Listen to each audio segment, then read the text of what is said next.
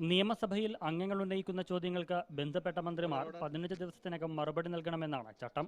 എന്നാൽ ഇത് പാലിക്കപ്പെടുന്നില്ലെന്നാണ് അംഗങ്ങളുടെ പരാതിയിൽ നിന്ന് വ്യക്തമാകുന്നത്. 15 വർഷം പഴക്കമുള്ള ചോദ്യങ്ങൾക്ക് വരെ ഇതുവരെയും മറുപടി ലഭിച്ചിട്ടില്ല. 12ാം സഭാ കാലയളവിലെ 46 ചോദ്യങ്ങൾക്കും 13ാം സഭാ കാലയളവിലെ 673 ചോദ്യങ്ങൾക്കും നിലവിലെ സഭാ കാലയളവിലെ 157 ചോദ്യങ്ങൾക്കും ഇതുവരെ മറുപടി നൽകിയിട്ടില്ല. മൊത്തം 876 ചോദ്യങ്ങൾക്കാണ് ഇതുവരെയും മറുപടി നൽകാത്തത്. സഭയിൽ മന്ത്രിമാർ നൽകുന്ന ഉറപ്പുകളും പാഴ്വാക്കായി മാറുന്നുവെന്ന നിയമസഭാ സാമാജികർ തന്നെ ആക്ഷേപമുന്നയിക്കുന്നു. 11ാം സഭാ കാലയളവ് മുതൽ കഴിഞ്ഞ സഭാ കാലയളവ് വരെ വിവിധ മന്ത്രിമാർ സഭയിൽ നടത്തിയ 2499 ഉറപ്പുകൾ പാലിക്കപ്പെട്ടിട്ടില്ലെന്നും ആക്ഷേപമുണ്ട്.